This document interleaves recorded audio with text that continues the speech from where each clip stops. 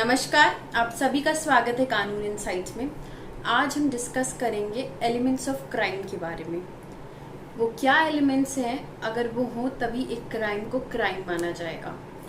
तो पहले एलिमेंट्स को डिस्कस करने से पहले क्राइम की डेफिनेशन जान लेते हैं।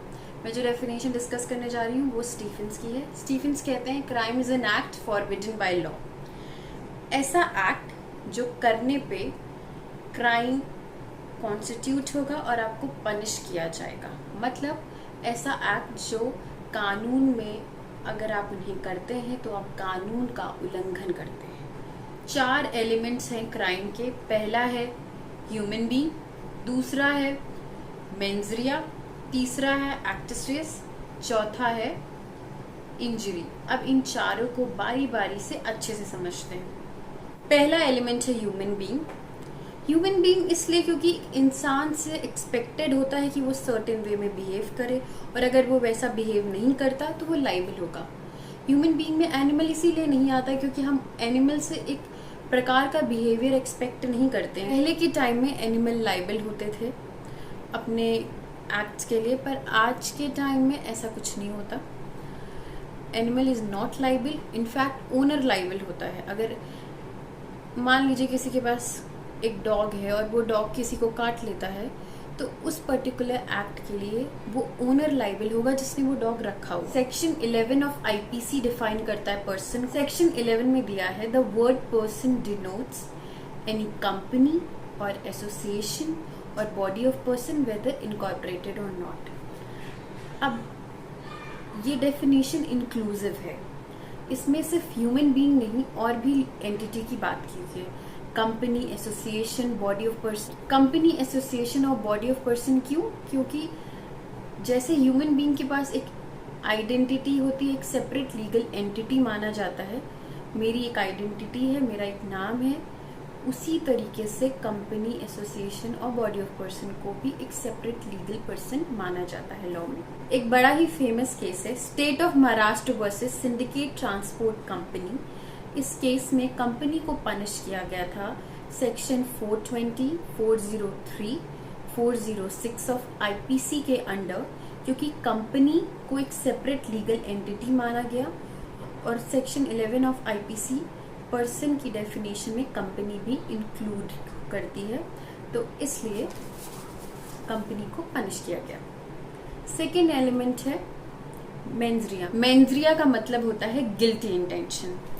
अगर किसी पर्सन को आईपीसी की धाराओं में पनिश करना है तो उसका इंटेंशन गिल्टी होना चाहिए, उसका बैड इंटेंशन होना चाहिए। इससे रिलेटेड 2 बड़े इंपॉर्टेंट मैगजीम्स है।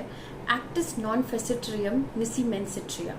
N act does not make a person guilty unless his intention were so. मतलब अगर क्राइम को कॉन्स्टिट्यूट होना है तो बैड इंटेंशन और rather evil intention plus actus reus दोनों होने का जरूरत है।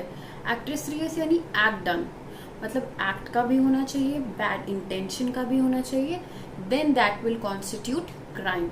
दूसरा मैगजिम है एक्टिस मी इन्विटो फैक्टिस नॉन est mens actus। इसका मतलब होता है अगर कोई एक्ट मेरे विल के विरुद्ध किया गया है, मेरे इच्छा के विरुद्ध किया गया है, तो मेरा एक्ट बिल्कुल भी नहीं है।